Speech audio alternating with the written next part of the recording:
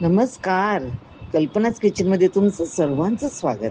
आज मी तुमच्या बरोबर बटाट्याचं भुजणं ही आमची टिपिकल पाठ्यबहू रेसिपी शेअर करणार आहे. त्यासाठी मी इथे एक कांदा घेतले, 3 बटाटे घेतलेत, लसूण बारीक करून ठेवलेलं आहे, हिरवी मिरच्या 2 हिरव्या मिरच्या घेतल्या, नंतर हळद आणि मिरच्याची बुकी घेतले, म्हणजे लाल तिखट त्याला म्हणतो, कोथिंबीर बारीक चिरले आणि मीठ आणि तेल. तर पहिला आपण इथे कांदा बारीक चिरून घेऊया. कांदा आपण उभा चिरायचा असतो आणि चांगला बारीक चिरला पाहिजे.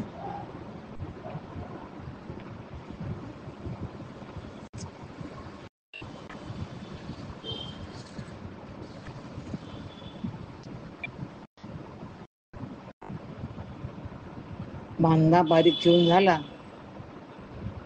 की आपण एखाद्या रुंदा टोपामध्ये यायचं. असं रुंद टोप घेतो आपण, त्याच्यामध्ये कोथिंबीर आणि कांदा बारीक चिरलेला हाताने मी कुस्करून घेते. म्हणजे इथे ना ते ग्रेव्ही आपण काय वाटण वगैरे करत नाही ना आम्ही, म्हणून हे कांदा आणि बुजण्याची ही ग्रेव्हीच होते. पण ते नीट असं हाताने कुस्करलं ना की त्याचा एकजीव करायचा एकदम छान. आणि ते कांदा आणि ते क्रश चांगलं झालं पाहिजे आणि कोथिंबीर. हे बघा, हे आम्ही बहुतेक आमच्या पाठ्यबहू रेसिपीजमध्ये असं आम्ही कुस्करून घेतो. कांदा आता इकडे मी हळद आणि लाल तिखट घातले, मग हिरव्या मिरच्या, मग ते लसूण सोलून मी कुटलेला घातलंय लसूण, आणि तेल घालते.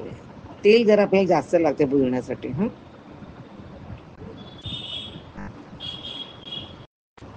पाणी असं आम्ही असं पाण्याचा हात धुतो, म्हणजे सगळा मसाला आतमध्ये तेवढं पाणी पण बहुतेक 1 कप होते पाणी घातले मी.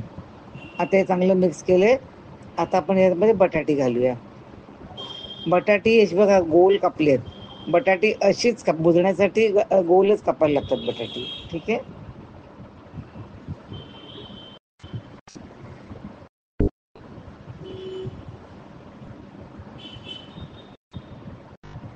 चवीनुसार मीठ घातलंय. आता आपण ते गॅसवर टोप ठेवून देऊया. बटाटा शिजायला वेळ नाही लागणार, कारण आपण त्या पातळ चकत्या कापल्यात. आज मी ऑप्शनल म्हणून 1 टोमॅटो घालते, त्याच्या पण मी गोल चकत्या केल्यात मी. त्याच्याने जरासं टँगी टेस्ट येते आपल्या भुजण्याला, पण हे ऑप्शनल आहे, नेहमी आम्ही नाही घालत आहे.